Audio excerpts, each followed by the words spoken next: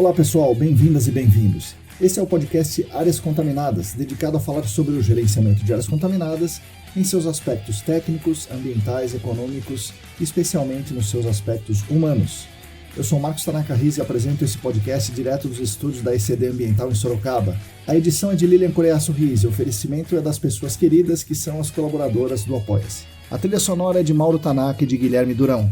A nossa missão é dar poder a vocês, não um poder mesquinho de subjugar o outro, mas o poder do conhecimento, e ao mesmo tempo que promovemos o reconhecimento das pessoas que constroem o GAC no Brasil, dando voz a essas pessoas. Estamos agora na 5ª temporada e nossa responsabilidade aumenta a cada ano, junto com a alegria de termos cada vez mais gente junto com a gente, ouvindo, comentando, opinando, compartilhando suas ideias conosco e com toda a comum unidade do GAC. Aqui no podcast queremos esperançar, como diz um grande professor brasileiro.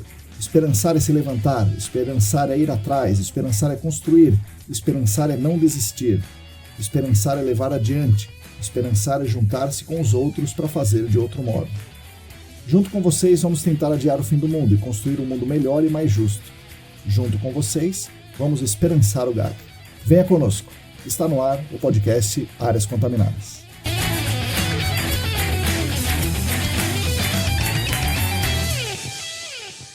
Olá, para todo mundo que está aí lavando a louça, estendendo as roupas no varal, passeando de bike, limpando os EPIs, bom dia, boa tarde, boa noite.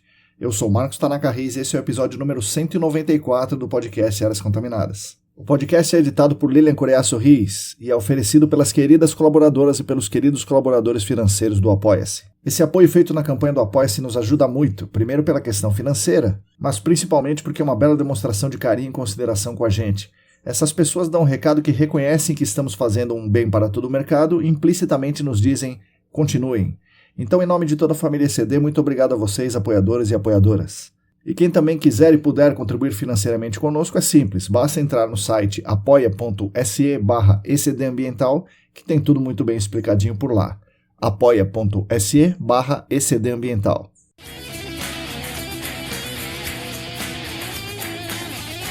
O podcast Áreas Contaminadas conta também com 4 queridas empresas patrocinadoras, que nos enchem de orgulho por serem empresas importantes, reconhecidas e renomadas do GAC, que querem unir as suas poderosas marcas ao nosso trabalho, mostrando que estamos no caminho certo. Isso é uma coisa muito legal. O patrocínio master é da Clean Environment Brasil, que comercializa produtos e tecnologias para investigação e para remediação de áreas contaminadas. Acesse o site da Clean em www.clean.com.br. Os patrocinadores ouro são o Laboratório E-Consulting, a Vapor Solutions e a EBP Brasil. Agradecemos demais a essas 4 empresas, que nos ajudam muito financeiramente e também nos dizem continuem.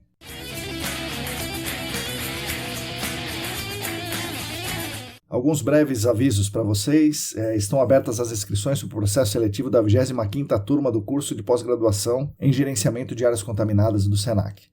O curso é presencial, mas tem cerca de 20 a 25% de aulas online. Ele tem duração de 1 ano e meio e aulas somente aos sábados, o dia inteiro. Como esse curso tem muita procura, recomendo que quem tiver interesse se inscreva o quanto antes no processo. Já temos algumas vagas preenchidas. Informações e inscrições no site sp.senac.br. Estão abertas também as inscrições para um curso da parceria Senac-AESAS, que começará em agosto. É o curso de GAC para iniciantes, que eu terei o prazer de coordenar. Ele tem 24 horas online ao vivo às terças e quintas pela manhã. Um diferencial importante desse curso é que ele custa metade do preço de um curso regular. Então, quem tiver interesse, aproveite. Gostaria também de convidar vocês a responder uma pesquisa sobre os nossos canais, tanto esse podcast quanto a newsletter. Demora somente uns 5 minutos e será muito importante para nós. O link está na descrição desse episódio, no YouTube, no Spotify ou onde quer que você esteja ouvindo. Antecipadamente agradecemos a vocês.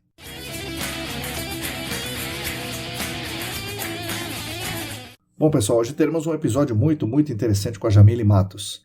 Ela é engenheira ambiental, trabalha na Arcades, na comunidade de prática de remediação, uma das grandes paixões dela.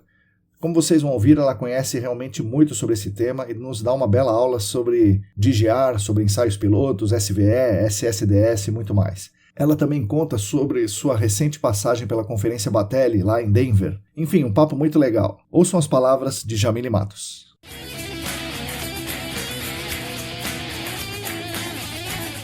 Oi pessoal, bom dia, boa tarde, boa noite. Hoje eu estou aqui com mais uma convidada muito ilustre, a Jamile Matos. Jamile, bom dia, boa tarde, boa noite. Bem-vinda aqui ao podcast Áreas Contaminadas. Bom dia, pessoal. Bom dia, boa tarde, boa noite.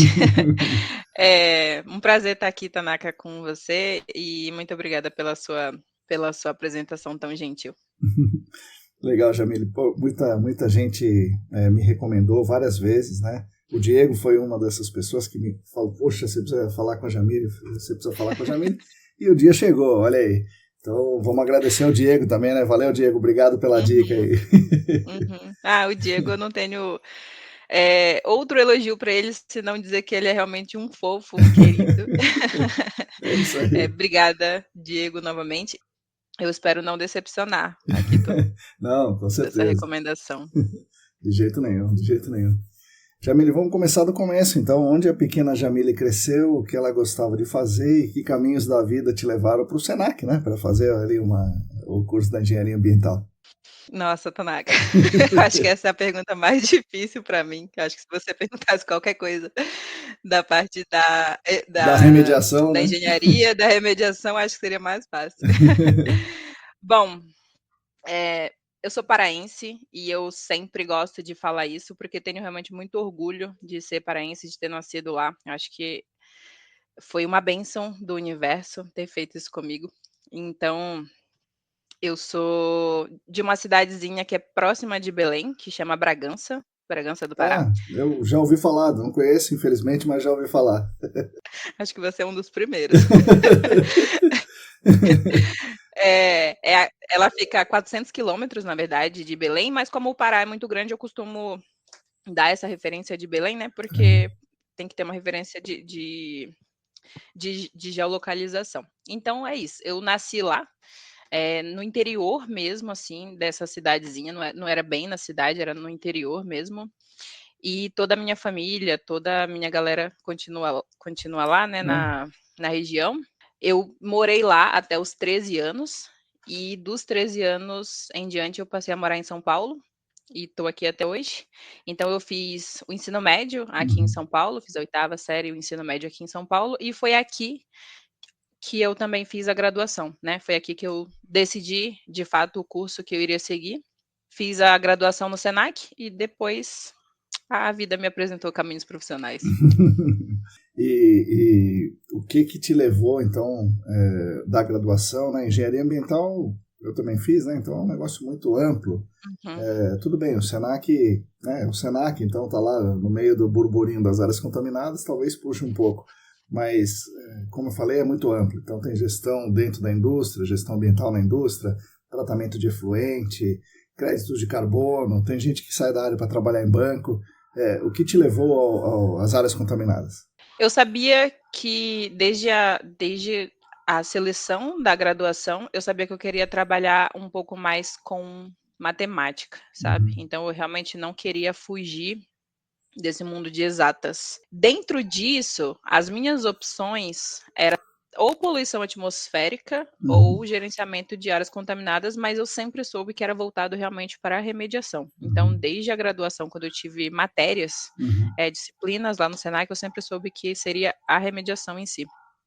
Porque eu me identifiquei muito, principalmente, com a parte de cálculo de massa. É Uhum. incrível, porque realmente desde a graduação eu ficava fazendo cálculos de PID, essas coisas assim que a gente tinha em algumas matérias, então eu gostei muito dessa parte, mas para mim, na minha visão ali, era a única coisa que juntava realmente o que eu entendia como meio ambiente com essa parte da engenharia. Uhum. E aí eu encontrei isso dentro da remediação e segui, acho que com muita ambição mesmo, e tô na remediação até hoje. Caramba, que legal. Mas como é que apareceu? Bom, primeiro, lá no Senac, você teve aula com o Rodrigo Cunha ou não? Você teve aula com o Marcos Barbosa ou nenhum dos dois? Não, na graduação lá do Senac, eu acho que o Rodrigo ele fica um pouco mais voltado para pós. Sim, mas ele deu aula há um tempo na graduação, mas realmente, agora pensando bem, faz muitos anos que ele saiu da graduação, mais de 10, né? Então é bastante tempo. Eu tenho menos anos de formada. É, na verdade, lá a gente tinha aula com uma professora que ela chama Márcia, e a Uhum. gente tinha, né, bastante tempo de áreas contaminadas no curso, então foi ali que eu identifiquei a minha tendência, sabe? Aham, Mas não somente nos cursos de áreas contaminadas, era também toda a parte de efluentes que a gente aham, tinha, eu sempre ia para essa parte de estequiometria, dessa parte de cálculo de massa, sabe? De extração de massa. uhum, E até na poluição atmosférica também. É isso que a uhum. gente sempre via ali com o professor Lico, o professor Saron. Sim, sim. E acho que foi ali que eu me achei. Legal, legal. E como que aparece a oportunidade para você ir para Arcades ou para as áreas contaminadas como um todo? Foi muito rápido tudo. Eu estava no meu último ano de graduação, em 2018, e o Leandro, eu acho que você conhece Sim, também, né, o conheço. Leandro Oliveira, Aham. ele estava atrás de estagiários, de modo geral. Só que ele ainda trabalhava na consultoria anterior. Sim, sim, Então, quando sim. ele fez esse contato com o Senac, através do Lico, era para uma vaga na consultoria anterior. Aham. Então, ele acabou indo para Arcades e levou com ele essa possibilidade. Certo. Olha aí.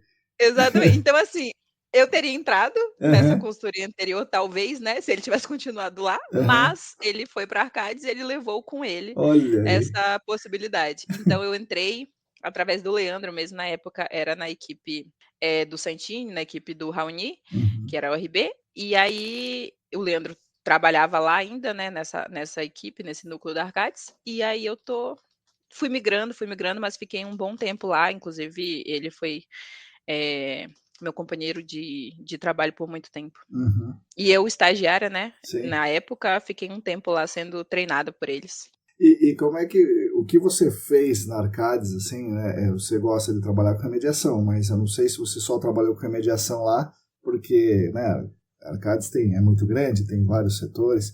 Então, ou você entra nos projetos, ou você só ficou num time de remediação. Como foi sua trajetória lá até hoje? Olha, eu sempre tive esta tendência e eu sempre externei isso, então eu Uhum, acho que eu tive muita sorte, acho que muita sorte também do momento da empresa casar com uhum, os meus objetivos também. Eu já trabalhei em pequenos projetos, assim, que era uma área um pouco mais de investigação, um pouco mais só de monitoramento, interface com arte e tudo mais, só que os meus grandes projetos, as minhas maiores atuações e que eu fiquei realmente mais tempo foi na remediação mesmo, em uhum, projetos específicos da remediação, até uma parte ali da elaboração do plano de intervenção, para quando isso vira de fato a intervenção, né. Eu acho que eu realmente dei pensando aqui, inclusive, acho uhum, que eu realmente dei muita sorte de trabalhar, de estar nessa equipe, que era mais voltada realmente para a remediação, ela é para isso, que é a equipe na época do Raoni Azevedo. uhum. E aí, as coisas foram casando e se ajeitando, sabe. Certo. E aí eu tive realmente a oportunidade de trabalhar em muitos projetos voltados para a remediação, para o gerenciamento da remediação e um pouco das campanhas de monitoramento para encerramento. Que bom, né? Que deu certo. Sim, Às vezes gosta de um negócio e a vida corporativa te leva para outro, mas ainda bem que você conseguiu, né? O que queria. sim, sim, tenho conseguido. Que bom. E hoje você está num núcleo técnico, né? Não sei o nome correto, mas você está num núcleo que pensa sobre os projetos de remediação dentro da Arcades. Isso foi uma evolução natural? Ou esse grupo foi montado há muito tempo e você entrou lá? Ou foi montado junto com você? Como é que funciona isso dentro da Arcades e qual é o seu papel nele? Olha, eu posso até falar alguma coisa de que talvez eu não tenha tanto conhecimento sobre, mas basicamente, de novo, né, referenciando o Raoni, que é o Aham, nosso líder técnico Latam, ele sempre carregou essa parte um pouco mais técnica de olhar para as remediações realmente dentro da Arcades, e eu sempre trabalhei muito próxima a ele. uhum, Então, quando ele ocupou a posição de solutions, que é o que a gente uma parte ali da empresa, depois de um tempo eu migrei para trabalhar diretamente com ele e também com o nosso time que atende as remediações dentro da empresa, uhum, nosso time de operações em Cotia. uhum, Então a gente tem esses 2 chapéus, né, trabalhar um pouquinho na parte de solutions, que olha essas estratégias de remediação realmente, e essa parte que operacionaliza, tem um bracinho ali.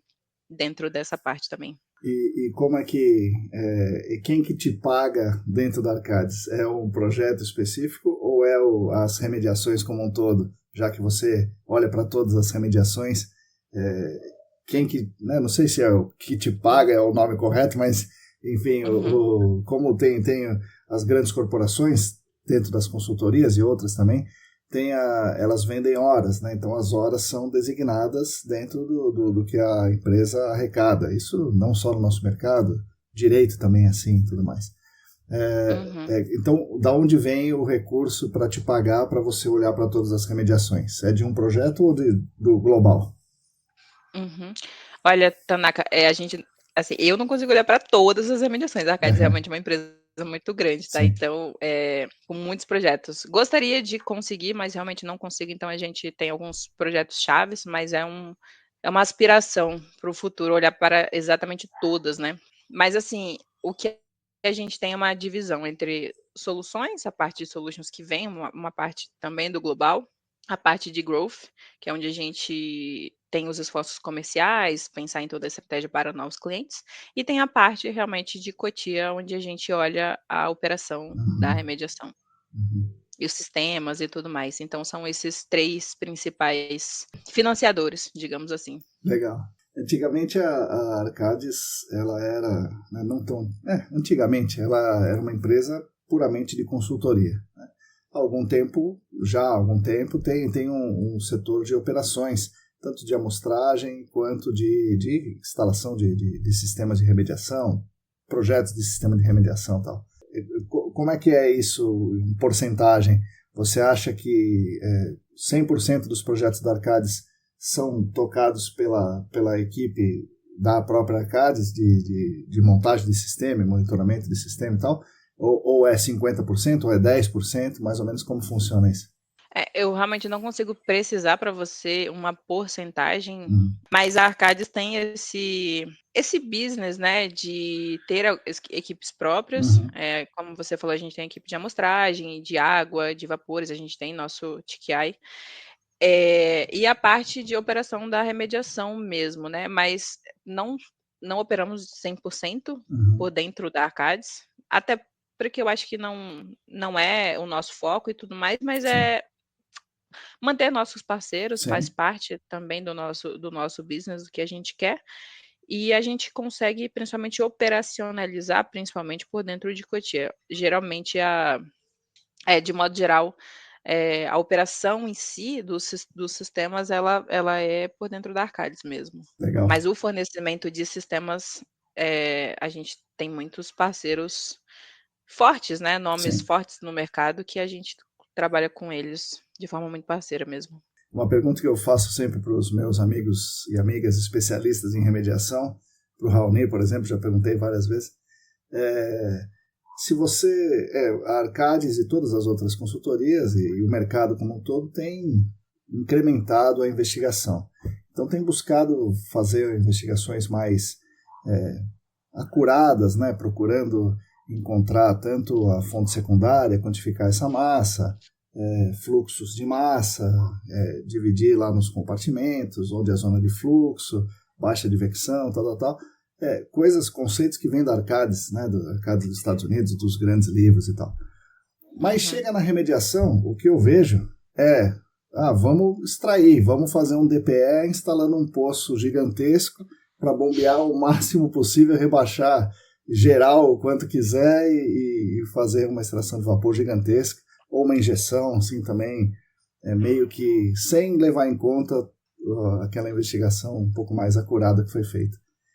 Eu estou com a impressão errada ou isso tem acontecido mesmo, Jamile? Nos projetos que eu participo, realmente não acontece dessa maneira, assim, sabe? Inclusive, a gente costuma olhar bastante para as unidades hidroestratigráficas, né, bem definidas, para entender onde que está esse fluxo, né? Porque é o que a gente quer, nessas zonas de fluxo. A gente tem olhado realmente para esse tipo de dimensionamento de forma muito detalhada, sabe, Marcos? Até porque, para a eficiência do sistema, não é muito benéfico que a gente fique gerando efluentes desnecessários. E porque isso sobrecarrega o sistema, Sim. e isso também gera um volume de efluentes para o nosso cliente que ele não deveria ter custo sobre isso, sabe? Então, enfim, para a Sabesp, para quem seja que esteja gerenciando esse efluente. Então, até por uma questão de sustentabilidade mesmo, né? E pela eficiência e eficácia do sistema, a gente tem realmente trabalhado no que a gente entende que é a faixa ali contaminada que a gente precisa realmente descontaminar.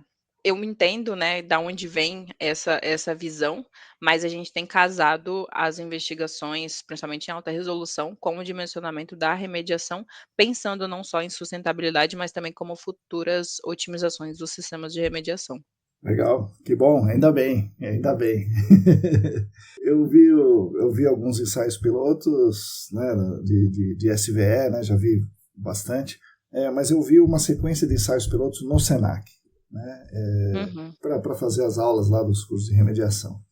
E uma coisa que me chamou a atenção, depois eu e o Rodrigo refletimos sobre isso, né, é que um ano a mesma configuração do poço de extração e dos de observação. Num ano acontece uma coisa, a zona de captura vai para um lado e tem um tamanho. No outro ano vai para o outro lado, totalmente diferente. No outro volta para aquele primeiro, no outro não puxa nada, no outro está cheio de água. Enfim, acontece de tudo nesse SVE, nesse piloto de SVE, no Senac, mesma área, mesmos poços, numa área lá que não é contaminada, né, e tal. E isso me leva a imaginar o seguinte, o óbvio, né? A zona não saturada é uma coisa que varia muito. Uma das coisas que varia muito é a umidade, né, do solo, o grau de saturação do solo. Quando se faz um piloto de SVE, se faz um único piloto, você já viu fazer mais de um piloto, sabe? Para nessa condição de nível d'água mais raso, vamos fazer um piloto.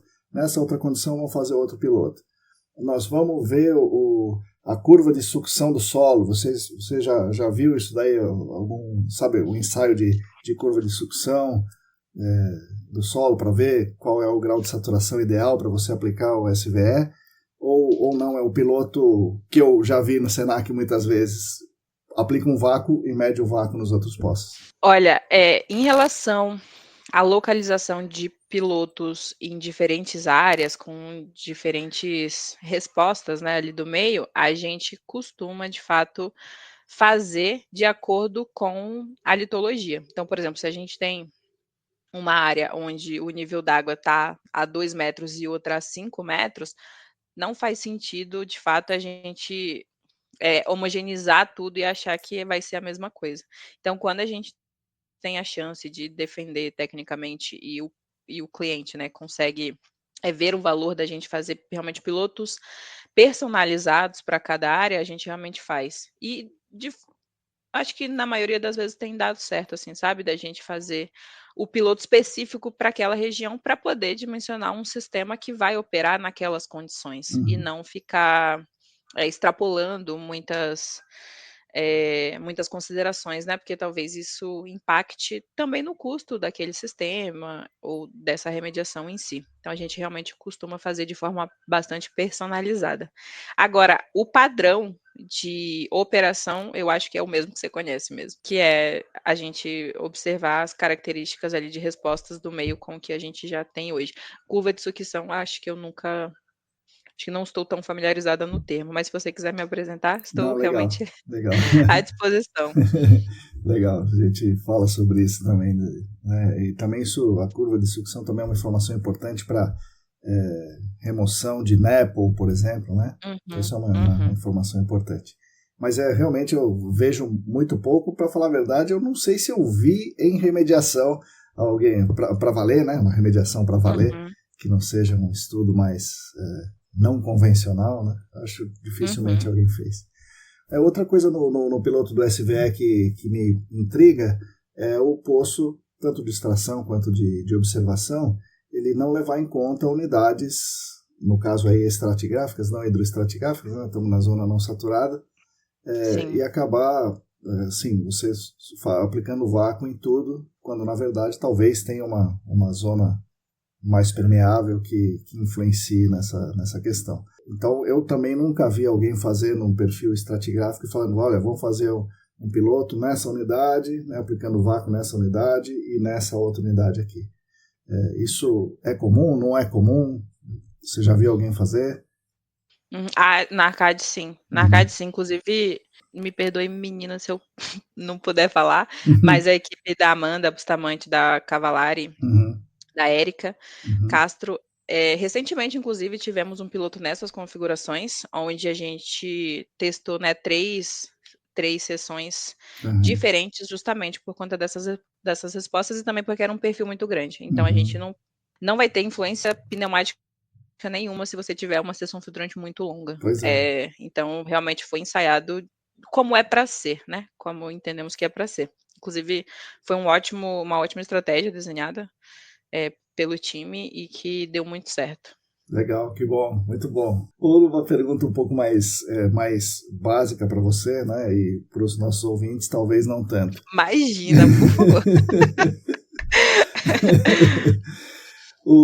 Vocês que mexem com remediação, vocês estão acostumados a aplicar SSDS. Falar, vamos fazer um SDS ali e tal, e daí a gente vai nos cursos grandes, como o curso para órgãos ambientais, que você deu aula recentemente, as pessoas não sabem o que é isso, sabe? O que é SSDS? Então, é um jargão muito específico dentro do GAC, dentro da remediação. O que é SSDS e para que serve isso, Jamil? Você jura que não é um termo familiar? Para o mercado como um todo. O SSDS, nossa, realmente é diferente para mim escutar agora. Então, mas é porque também o SSDS, na verdade, ele é uma medida um pouco mais de engenharia, né? Sim, e não sim. de remediação em si. Controle dos riscos, né? Exato. Mas assim, SSDS é um sistema de despressurização do contrapiso, né? E é por isso que realmente é uma medida um pouco mais é uma medida de engenharia, justamente para impedir e limitar ali que os vapores que possam estar sendo gerados não gerem essa intrusão de vapores para o nível, a altura que as pessoas respiram, né? SSDS é Subslab Despressurization System, e é por isso que a gente traduz como sistema de descompressão do contrapiso. Mas assim, é um sistema barato que funciona. Isso que eu ia perguntar, quais são as vantagens? Por que a pessoa não faz logo de uma vez um SVE e faz um SSDS? O SVE, ele tem a função de remediar mesmo, né? Sim. Então, é preciso aplicar certinho ali na unidade que é necessária, na unidade geológica. E às vezes, né, pode acontecer dos vapores estar indo para uma área um pouco mais distante, né? Vapor tem vontade própria.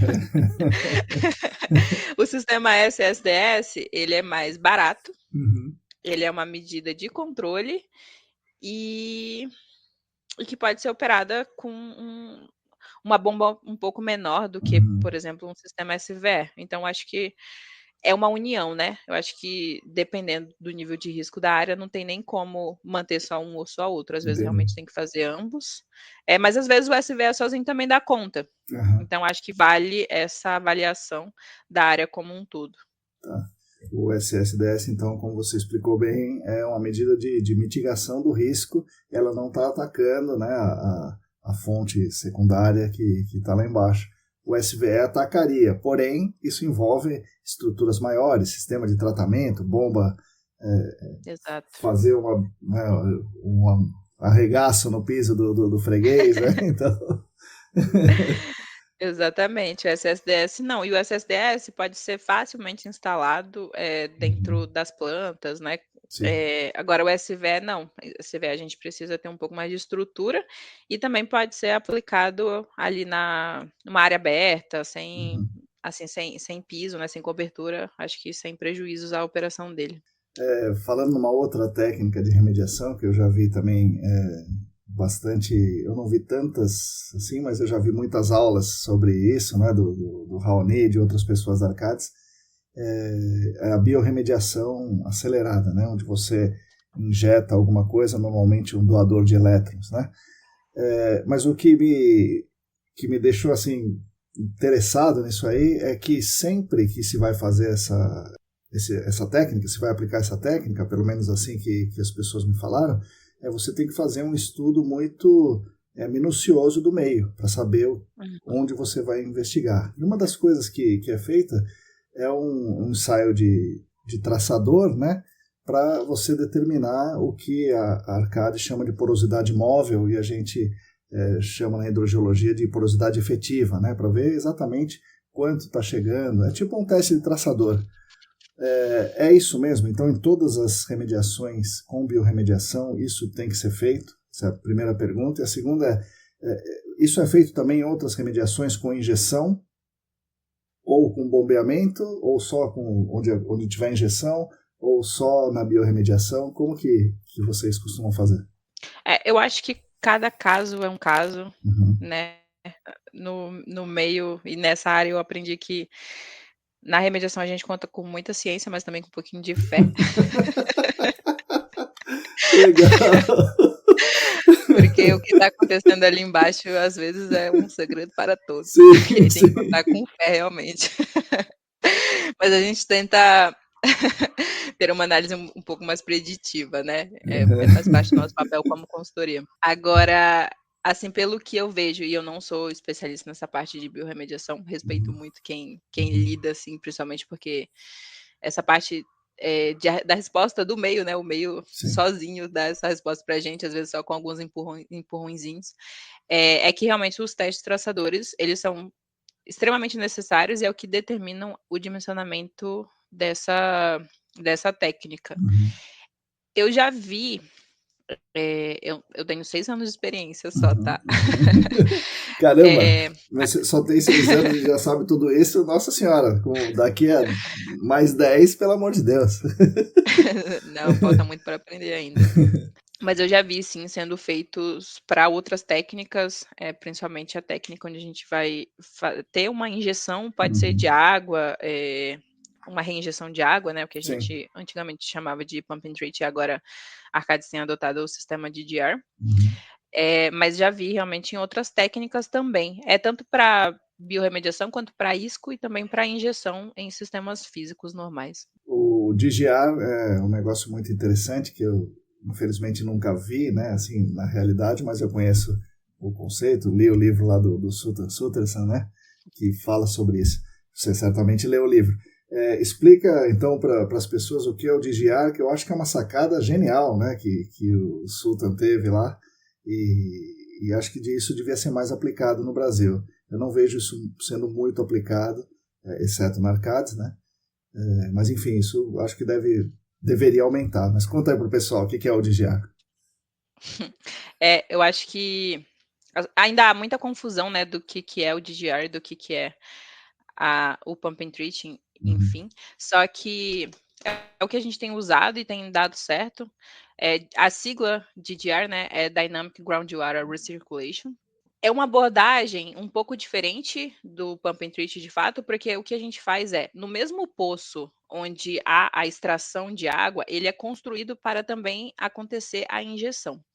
Então, o que a gente tem de maior diferencial é a possibilidade de orientar para onde a gente quer o fluxo dessa água. Então, a gente consegue, no sistema de DDR, ficar sempre trocando o volume de poros contaminados por um volume limpo, né? Então, a gente consegue fazer essa recirculação de água limpa dentro da pluma e a gente orienta para onde vai esse fluxo.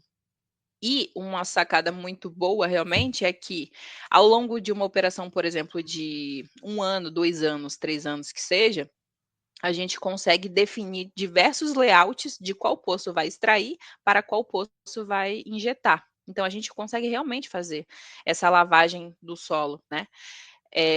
Tem dado muito certo, a gente consegue, de fato, remediar e fechar casos usando essa técnica, principalmente aqui no Brasil acontece muito, mas também lá fora, né? Então, acho que é uma tecnologia bem definida já, e acho que mais uma, né, onde a Arcades tem liderado essa mudança, digamos assim, da tecnologia.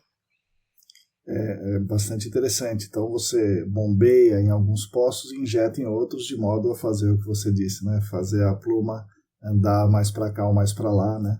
Exatamente. Como eles chamam lá, é um pump and treat com esteroides, né? Então é mais Gostei desse termo. E é uma coisa legal também, porque na própria linha de injeção, a gente Uhum. pode dosar alguns químicos ou enfim, algum outro tipo de substrato para poder acelerar essa remediação, né. É isso que eu ia te Então é uma perguntar. técnica bastante adaptável. Isso que eu ia te perguntar, se é comum fazer isso, né? Injetar alguma, ao invés de injetar só água, injetar algum reagente, ou substrato, ou reagente. É comum Uhum. ou é só um caso especial que isso é feito? Olha, o que eu tenho visto, assim, é que a gente deixa essa possibilidade como um polimento Uhum. também, sabe. A gente trabalha bastante com metas de remediação muito agressivas e as métricas, né, para atingir essas metas.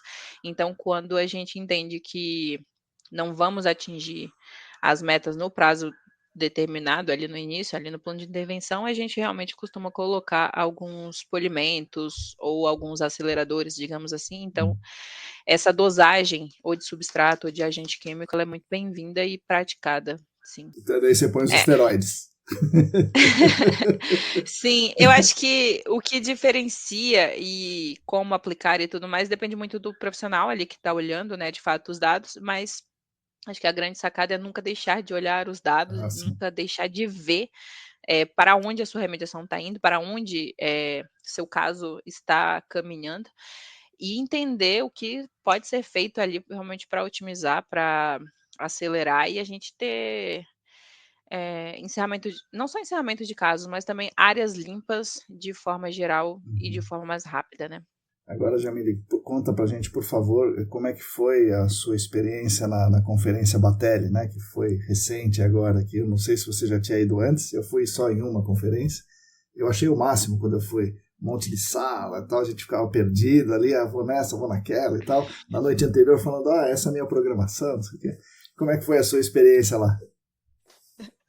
Ainda bem que não tem câmera, viu, porque nossa, eu acho que não tem possibilidade de eu mostrar mais dentes do que falando sobre esse tema. Eh, inclusive, eu fui apresentar um trabalho, né, junto com os meus colegas, e eu apresentei uma técnica um projeto que envolvia a técnica DDR. Uhum. Era um DPE com um DDR e da mesma maneira que eu falei para você antes, que a gente conseguiu de fato colocar nas unidades hidroestratigráficas necessárias, né. Então a Ah, gente fez diversas otimizações ao longo do caminho e ter ido apresentar esse trabalho em específico para mim foi muito, acho que não só prazeroso, mas também um pagamento, assim, sabe, de uhum. tanto trabalho que a gente teve, nesse campo e que eu participei desde o início ali no primeiro poço Uhum. instalado até a primeira mangueira que foi passada, sabe. Então realmente Legal. começou aí de ser muito legal de apresentar um trabalho que eu vi e que eu Aham, participei com todo o time Arcade, sabe. aham, Agora falando da conferência em si, na ESAS, eu aham. já estava bastante feliz, assim, Legal. impressionada com a estrutura do evento, porque também em 2022, né, que foi a última, Sim. foi a minha primeira e única conferência que eu tinha participado na área. E quando eu fui para o Batelli agora, 2 anos depois, nossa, eu fiquei muito feliz, muito feliz. Todos assim, desde quando eu soube que eu ia, Aham. até vivendo lá. De verdade, assim, eu não consigo nem expressar em palavras todas as os tipos de felicidades que eu sentia, porque eu ia vendo uma coisa e já vinha uma emoção nova, e aí depois eu descobria que era possível intensificar isso, sabe. Eu ficava: "Gente, que legal". Mas assim, o evento, de modo geral, é tudo muito glorioso, assim, sabe. Aham.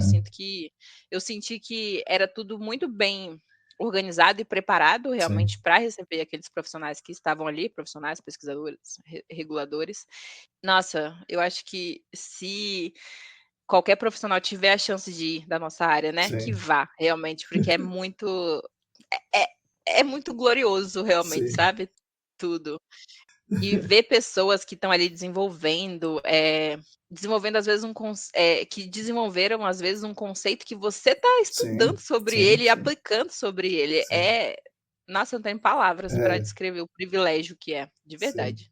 Realmente é o máximo. Quando eu fui em 2014, eu também vi caras que a gente lia, né, sobre eles, né, Murray Anderson, Seth Pitkin e Wes McCall, sei lá, né, na área de investigação. Acredito que na área de remediação seja assim também, né? Deve ter sido legal. Sim.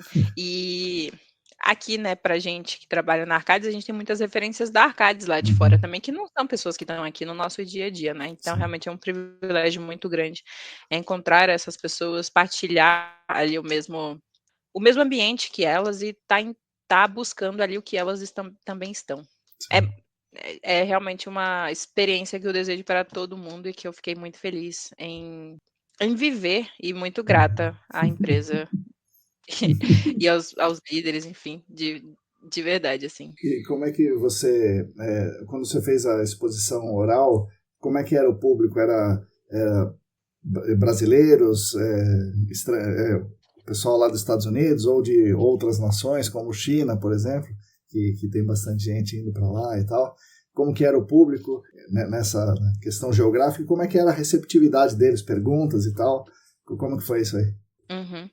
Eu tive a sorte também de ter uma audiência muito amigável. Eu tava com...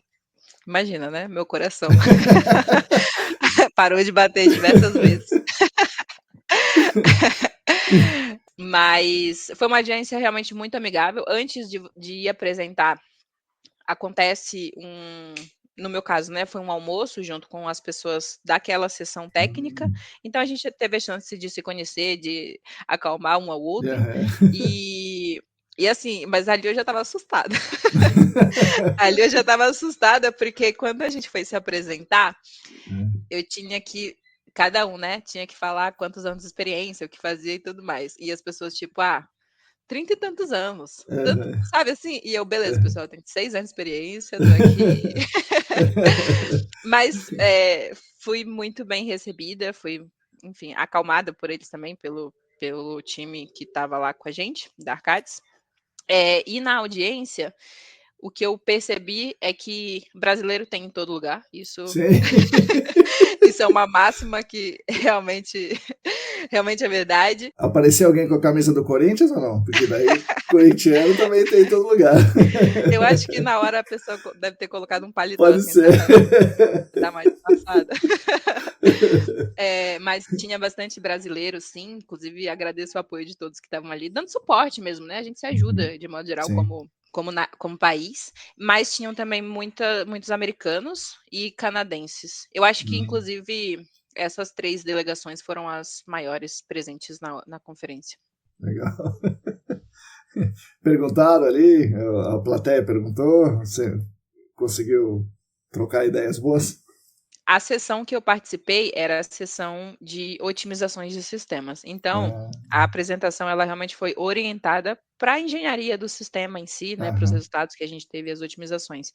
E a única pergunta, Tanaka, que aconteceu foi realmente voltada para a unidade hidroestratigráfica. É mesmo? Eu falando, viu, ali você se enganou. E assim, eu sou engenheira, né? Então, eu realmente gosto mais dessa parte e não mostrei tanto essa parte de geologia. Acho que também porque era o que a conferência ali estava pedindo, né? Na do AESAS foi diferente, assim, a gente mostrou um pouco mais porque estava na sessão de casos complexos, então a gente mostrou um pouco mais da geologia. Mas foi rápido também, assim. Eu acho que esse tipo de apresentação que eu fui lá apresentar, ela estava bastante redonda, assim, sabe? Com começo, meio e fim, então não era uma coisa tão discutível, assim, digamos assim. Foi basicamente como o projeto andou e os resultados que fomos obtendo. Então, foi uma pergunta voltada para a condutividade hidráulica do site, e aí, isso a gente sabe, né? Não fui eu que perguntei, não, lá, hein, pessoal? Mas não, eu acho que foi você lá. que mandou perguntar, hein? Certamente. Legal. Bom, daí você apresentou e deu aquele alívio e falou assim, agora eu vou curtir esse negócio aqui? Ou você ficou lá como o Caxias, vou assistir todas as palestras, não sei o quê? Como é que você fez depois da sua apresentação? Mais uma vez eu tive muita sorte da minha apresentação ter sido na segunda-feira, que é o primeiro dia, né, de apresentações. Então, assim, a minha apresentação era 3h05. Até as 3 da tarde, eu não estava vendo nada, só realmente aguardando, aguardando não morrer. E aí, depois disso, eu me dividi para assistir o máximo de apresentações que estava ali dentro do meu leque de interesses, porque Uhum. realmente é uma oportunidade que a gente não tem sempre, né? É verdade, é verdade. Então eu ficava indo nas salas e selecionando quais apresentações eu ia assistir, mas e vendo os posters também, mas eu realmente assisti o máximo de apresentações que eu pude. E o que você achou, assim, o que mais está sendo apresentado na Battelle? É mais remediação, mais investigação, mais PFAS, mais DNEPO, mais vapor? O que você acha que foi o grande diferencial ali? Talvez os meus colegas tenham uma visão um pouco diferente, né, porque cada um tem um foco, Sim. mas, pra mim, PFAS dominou a Uhum. conferência e eu acho que vai continuar dominando aí nos próximos anos. Mas também teve outras sessões com muitas apresentações, por exemplo, intrusão de vapores, que é que Uhum. o Gustavo foi participar, tal. A sustentabilidade também eu acho que tem estado, mas eu acho que remediação de modo geral, né, é o que a conferência, apresenta também, mas PFAS eu acho que é o que tem dominado, de modo geral, o mercado Uhum. lá e tá começando aqui, né. E o que você acha que é uma tendência para os próximos anos aqui? A gente olhar para os PFAS mesmo ou alguma outra, sei lá, alguma técnica de remediação ou alguma sacadinha em alguma remediação que já está sendo usada? O que você pode trazer de highlights aí para nós? Eu acho que a CETESB está desenvolvendo, né, essa parte, está olhando com mais carinho para essa parte de PFAS, então eu acho Uhum. que a gente vai acabar acompanhando o restante, desse mercado e a gente vai olhar bastante para isso. Mas lá fora eles têm apresentado algumas alternativas para remediação. Eu, por exemplo, não sabia que era possível termal, por exemplo, para PFAS, e foi Uhum. apresentado. E outras, por exemplo, solidificação para PFAS, tal, acho que tem se mostrado como promissor também. E outras formas, por exemplo, de investigação e tudo mais. Teve um caso que a empresa apresentou, eu nunca tinha visto, mas, por exemplo, a investigação por era uma espécie de eletrodos, assim, sabe, como se fosse um aquecimento e eles tinham Uhum. as respostas ali do meio e iam definindo as curvas e tudo mais, eu achei bem interessante também. Interessante, interessante. É Sim. como se fosse uma geofísica, né? Uma sísmica, só que ao invés de sísmica com calor. Eu não tinha pensado nisso, mas é uma boa ideia, realmente. Exatamente, eu também nunca tinha visto, nunca tinha pensado, mas eu achei É. muito interessante para a parte de investigação. Teve uma apresentação que mostrou, por exemplo, uns componentes, uns uns modelinhos, assim, de uns equipamentos que ficam dentro do poço, fixamente para Certo. avaliar o fluxo da água subterrânea. E esses Uhum. e esses resultados, eles estavam contrastando com as nossas técnicas, né, de slug, bale e tudo Sei. mais. Eu achei também bastante interessante.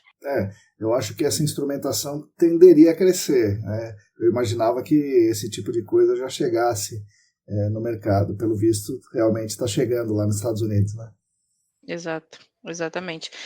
E da parte que eu gosto mais, né, que eu costumo olhar mais, eu acho que eles estão um pouco mais avançados do que a gente na parte de obtenção de dados e possibilidades de já gerenciar o dado. Por exemplo, eles Uhum. têm alguns sensores que já se comunicam Uhum. com softwares ou com aplicativos direto no sistema de remediação ou Sim. direto ali na parte da investigação. Eu acho que isso eles têm foi bastante apresentado também, né, como possibilidade de avaliação em tempo real, e Sim. o que eu realmente gosto bastante, que acho que a gente poderia focar também e olhar bastante para essa parte. Para ter o dado ali, né, e poder Pois tratar é. de fato, eu acho que é um ganho bem significativo. E não deve ser tão difícil de fazer, porque sensores hoje em dia, né, estão muito Uhum, desenvolvidos no mundo inteiro e com preços relativamente baixos, né? Eu acho que não deve ser uhum. difícil adaptar isso para a gente, né? Não, eu acho que não. Acho que não, assim. Fazer a internet das coisas, né?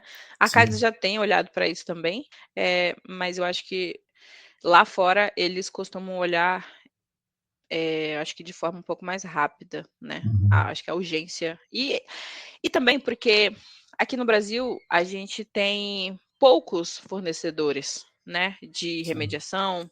Até Certo. as consultorias não são tantas, né? Sim. Lá fora não, lá fora é um mundo inteiro, realmente olhando para isso.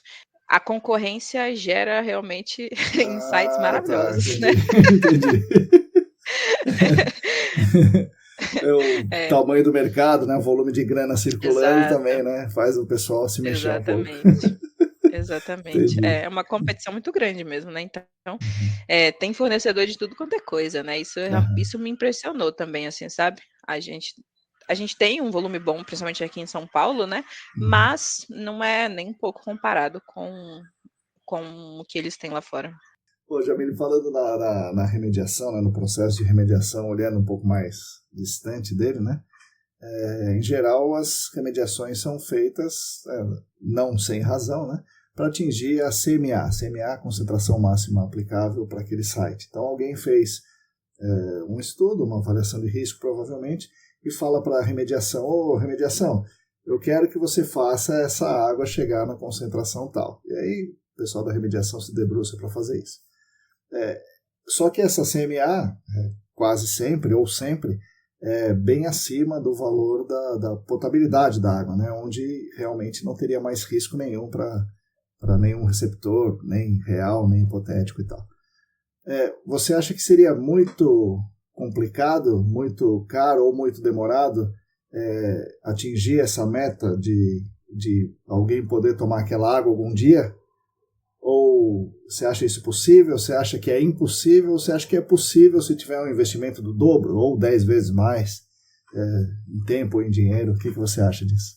Olha, eu acho que o mercado, de modo geral, tem criado um problema que vai ser tratado lá no futuro, né. Sim, sim, Eu acho que a gente tem só postergado essa ação. sim, Eu acho sim que é possível atingir níveis de potabilidade, só que com um investimento, às vezes, muito maior do que o cliente espera, do que o que os profissionais ali da área estão dispostos, né, as nossas principais empresas, enfim, né. Mas eu acho sim que é possível, eu acho sim que de forma proativa há clientes que já fazem isso, mas lógico, né, depende também do tipo de contaminação, às vezes é uma argila muito difícil de remediar, né, sim, então que às vezes é mais fácil de fato deixar ali o sim. restante que não está gerando risco de intrusão de vapores, por exemplo, do que gastar, rios de dinheiro e até recursos que gerem emissões de carbono desnecessário e tudo mais. Eu acho que precisa realmente fazer esse balanceamento da viabilidade da técnica, né, e dos ganhos de forma geral para o meio Uhum, ambiente, né. sim. Mas eu acho sim que é possível, mas de novo, né, pessoal, sou jovem nesse meio ainda. Jovem idealista ainda, isso é muito bom, né?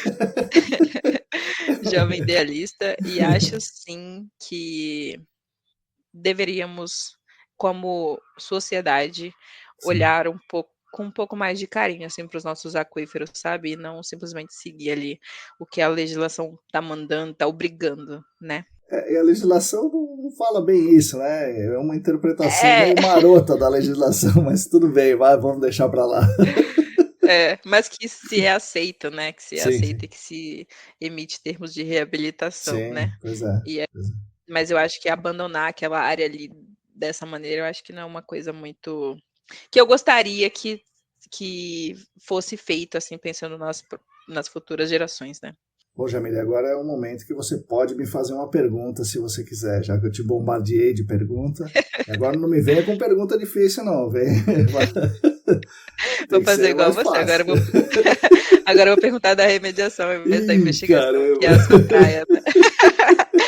Não, tô brincando. Marcos, na verdade, eu tenho uma pergunta para você que ela é um pouco menos aqui do meio das áreas contaminadas em si, e mais voltada para o que você tem feito, assim, sabe. Uhum. Eh, quais quais são as suas aspirações e, assim, o que te motiva a fazer esse trabalho, do podcast, da newsletter que eu leio sempre, Ah, que enfim, legal. e com esse compartilhamento de informações que você faz que não é de forma tão nobre, assim, então qual que é a sua motivação de ter todo esse trabalho, porque dá trabalho, né, isso aqui que a gente está Sim, fazendo, a newsletter que você faz fielmente todo domingo, inclusive, isso. de tirar ali uma parte do seu dia para fazer isso que é, poxa, muito legal mesmo. Obrigado, Jamile, pelas palavras. Obrigado por ler a newsletter, né? Eu gosto bastante de fazer a newsletter. Vou retroceder um pouco no tempo, né? E falar do tempo que eu fiz a minha graduação em Educação Física, pensando, né, em ser treinador de voleibol, treinador de handball, né? E daí, durante a graduação, eu penso que isso não é uma coisa importante, né? Isso aí eu estaria ajudando os mais fortes a continuarem mais fortes, os mais rápidos a continuarem mais rápidos, e eu tinha que fazer alguma coisa que fosse boa para a sociedade. E aí eu me enveredei pela magistério, né? Fui dar aula, né, de educação física para ensino fundamental e médio, escola pública e tal. Beleza, e também, antes disso, eu tinha sido, né, militante, político e ambientalista e tal. Isso vem vindo e se desemboca lá, eu mudo de área, vou para as áreas contaminadas, entro na empresa, né, do meu pai e do meu irmão e tal. E aí a gente sempre, né, com essa coisa de que, poxa, a gente precisa fazer algo que seja relevante. No caso, nós estamos trabalhando com o meio ambiente, tem que ser relevante. E aí eu vou estudando e vou aprendendo e falo, poxa, o negócio tem que ser assim, desse jeito aqui. Desse jeito tem que ser, tem que investigar, tem uma unidade estratigráfica e esse negócio de poço tá com nada e a remediação tem que ser, não sei o quê. E aí eu sou convidado pelo Rodrigo Cunha, né? Pô, Rodrigo Cunha convida você para alguma coisa, você não... Você vai, né? É lógico. E aí eu me desenvolvo também, né? Aprendo muito com ele, com outros colegas, estou lá no Senac. Daí eu falo assim, bom, eu estou falando uma coisa aqui, né? Eu estou construindo um pensamento, estou divulgando para pessoas. Só que essas pessoas são limitadas. Tem aqui 30 pessoas, mas tem um mundo que não está me ouvindo, né? Como é que eu faço? Né? Fica aquele negócio aqui. E daí quando a nossa empresa praticamente vai para o buraco, né? Eu falo, poxa, esse negócio de dar aula é algo que eu sei fazer bem, é algo que vai ajudar as pessoas. Nisso entra a pandemia e tal, e a gente começa a fazer esses canais de divulgação. A princípio, assim, falando só, né? Vou fazer os canais, vou fazer esse negócio, e, assim, vou viver da aula que eu dou no Senac, né? E aulas que eu vou dar em outros lugares e tal. E até que isso aqui vira, com os patrocínios e com os apoios, isso vira também né, uma forma de subsistência. Uhum. Né? Então, o que me motiva é tudo isso junto, né? Mas o fundamento está lá atrás, né? Eu preciso fazer alguma coisa que seja relevante, né? Assim, eu tive privilégios ao longo da vida e eu acho que é minha obrigação tentar reverter um pouco desses privilégios em coisas boas para todo mundo. E essa é uma forma que eu consegui encontrar de tentar fazer. Espero estar conseguindo. Ah, você está assim, com toda certeza. Que legal, muito bonito ver a motivação, de verdade, assim, eu espero que você tenha meios de continuar fazendo o que você faz de forma muito excelente. Poxa, que legal. Obrigado. Já vi, eu tenho pedido para as pessoas ultimamente recomendar assim, livro ou filme ou série, alguma coisa para os nossos ouvintes aí, seja de áreas contaminadas ou não, seja de meio ambiente ou não. Que recomendação você deixa para os ouvintes? Olha, para essa eu não estava preparada.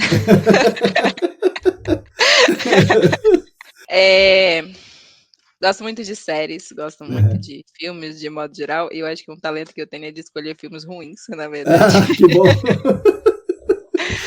Juro.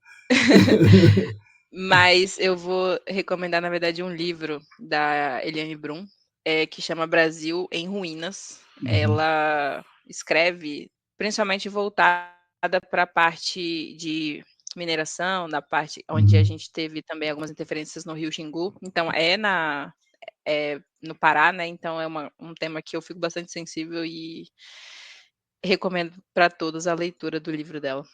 Você leu o Banzeiro Ocotó também, que ela fala bastante ali daquela região, né, de Sim, Altamira, do Xingu e tal. sim, eu costumo ler bastante coisas do que vem ali, né, até Uhum, para não perder a conexão com a minha galera, né, que é como eu gosto de chamar, sim, e recomendo realmente os livros dela. legal. Nessa sua trajetória, não tão longa ainda, mas, enfim, você sofreu com machismo, assim, algum tipo de preconceito por ser do norte, né? Sabe? Aquela coisa, o paulistano, em geral, é meio, sabe, né? Xenófobo e tal, né? Em geral, né? Uhum, Acho uhum, que no meio das áreas contaminadas não tanto, mas, enfim, de modo geral. uhum. Você sofreu algum tipo de preconceito desse, machismo ou xenofobia e tal? Olha, no ensino médio, que eu fiz ensino Uhum, médio aqui em São Paulo, eu acho que existia, assim, um quezinho ali de um pouco uhum, de xenofobia, sabe, principalmente. Só que adolescentes, crianças, de modo geral, são um pouco cruéis, né, então eu não não levei, não trouxe isso para minha vida, mas no meio das áreas contaminadas eu acho eu enxergo diferente, na verdade, uhum, que a minha a minha origem e, enfim, ter conhecido os diversos mundos diferentes, que o Pará é realmente um mundo muito diferente de São Paulo, uhum. isso na verdade potencializa as minhas relações, sabe. Então eu enxergo de outra forma, assim, não acho que eu sofra qualquer tipo de xenofobia e tudo mais, até porque a gente trabalha, né, com pessoas de diversas Sim, origens. sim. E nem de machismo, assim, tenho sido e sempre fui, sempre muito ouvida na Uhum. empresa, sabe. Eu acho que as minhas opiniões, que são muito baseadas em fatos, elas são um pouco questionadas e sim levadas em consideração na hora de construir algo, sabe. Então Legal. ainda bem e fico feliz, né, de ser uma profissional mulher trabalhando em remediação. Não vejo Uhum. que tenham tantas, Sim. mas me sinto muito bem recebida, me sinto muito bem ouvida, e respeitada, sabe, levada a sério. Eu acho que isso tem acontecido, eu espero que continue acontecendo não só para mim, mas para quem estiver vindo aí também. Jamile, é isso aí. Eu vou agradecer a sua presença, a sua participação. Muito legal. O Diego estava certo. Eu tinha que falar com a Jamile. Ai, Diego. E agora é isso aí. O podcast é seu, Jamile. Pode falar o que você quiser aí agora. Marcos, imensamente obrigada pelo prazer de estar aqui. De verdade, é um privilégio e eu espero que você continue mesmo fazendo o que você faz aqui com tanto carinho e, enfim, você faz isso muito bem, né? Eu senti realmente que foi uma conversa, eu estava Que até um bom. pouco apreensiva.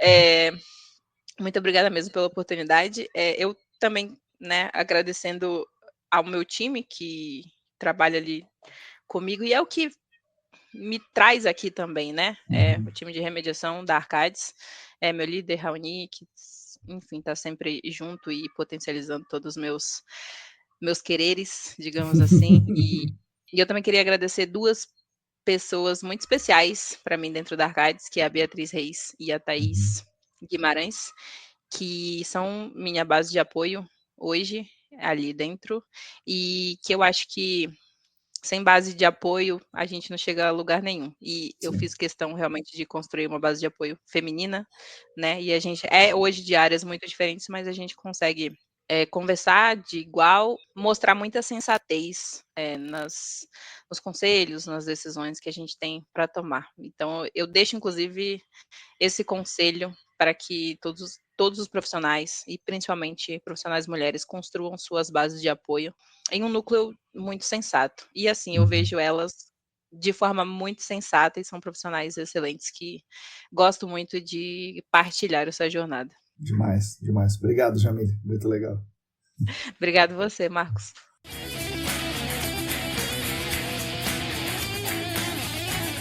Bom, pessoal, espero que vocês também tenham gostado desse episódio com a Jamile. Foi muito legal essa paraense batalhadora compartilhando um pouco da sua jornada profissional e nos ensinando coisas muito interessantes sobre a remediação. Da engenharia ambiental à paixão pelos números, da vontade de trabalhar com remediação ao estágio e do estágio rapidamente crescendo dentro de uma grande empresa para se tornar uma das grandes referências no tema remediação. Como vocês puderam ver, ela realmente estuda a fundo como fazer um projeto e uma instalação e uma operação de uma remediação. Ela entende muito bem as vantagens e limitações de cada técnica. Ela conhece os dados que ela precisa para que os objetivos e metas sejam atingidos. E além da ciência, ela também mostrou que precisamos ter muita fé nas nossas remediações. Da minha parte, eu acho que devemos ter fé em profissionais extremamente capacitadas e com uma grande preocupação com o ser humano e com a vida, como é o caso da Jamile. Então, obrigado, Jamile, pela conversa, pelo compartilhamento e por nos mostrar que há bastante esperança nesse mundo.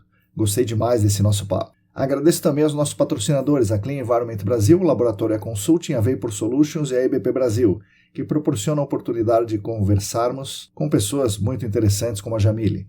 Agradeço demais às nossas queridas e aos nossos queridos apoiadores financeiros no Apoia-se. Repito, quem quiser e quem puder, entre na nossa campanha. O site é apoia.se/ecdambiental. E é claro, somos muito gratos a vocês que nos acompanham, nos seguem, leem, sugerem, questionam, debatem, compartilham, enfim, que nos ouvem aqui todas as semanas. Vocês são a principal razão de existência desse canal e de outras coisas que propomos e fazemos aqui nos Estúdios ECD. Continuem conosco. Esse podcast vai pro ar no Spotify, no YouTube e outros agregadores. Estamos também nas redes. No Instagram é @ecdambiental. Temos o canal Áreas Contaminadas no Telegram, dedicado basicamente a vagas de emprego. Tem o meu LinkedIn pessoal. Temos a nossa newsletter. Assinem a nossa querida newsletter. Enfim, fiquem conosco. A todos e todas vocês, muito obrigado e até a semana que vem.